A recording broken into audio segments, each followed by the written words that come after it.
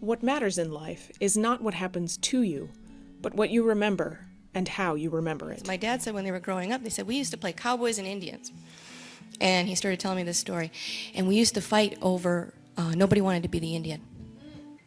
And he said, I didn't think about that. We'd all play, and I'd always suck it up, and I'd be the Indian. But how ironic is it for a bunch of Indian children to be playing cowboys and Indians, and nobody wants to be the Indian?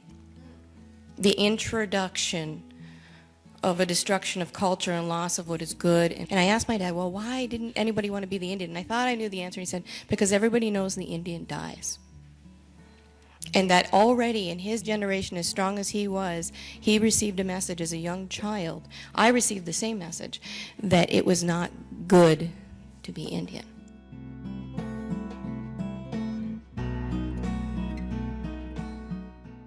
Slavery, colonization, forced relocation, and other historically traumatic events in generations past have lingering and profound consequences today. But what is historical trauma? Historical trauma has to do with collective, cumulative emotional wounding over and across generations that results from massive cataclysmic events. These are events that don't just target an individual, but they target a whole collective community. Things like forced relocation from traditional homelands, like the Trail of Tears, like my ancestors went through. But the process that our communities talk a lot about is that the trauma is held personally, and it can be transmitted over generations. So even family members who have not had a direct experience of the trauma itself can feel the effects of that event generations later. Does historical trauma only affect certain groups of people? What really helps me to help people understand the notion of historical trauma is that it's actually a phenomenon that lots of communities, indigenous communities, or people all over the world have sort of kind of struggled with. It's not something that specifically is only owned by tribal people or indigenous people. It gets articulated all over the world. Historical trauma is widespread, affecting many communities across the globe. Observation has, from the empirical side, started with work on the Holocaust survivors. And there's a lot of work on intergenerational transmission of trauma. And it's moved into also looking at Japanese internment survivors, Armenian survivors, descendants of their Holocaust, and so forth. So there's been some more empirical work in this area. And you can imagine trying to track trauma over generations and trying to tease out what is the impact over generations on this child, combined with whatever traumatic events they've gone through in their childhood and in their lifetime. Historical trauma is passed on across generations. Well, I say to you, acknowledgement is due my grandfather, Pop. He never told us the stories of why he did certain things. He never shared with us why he never cried, for example. He never shared with us why he walked out the door when my grandmother cried. Why he turned his back when she cried. Of course we thought he turned his back because he didn't care, of course. But he turned his back, as I look back now, because the pain has no words.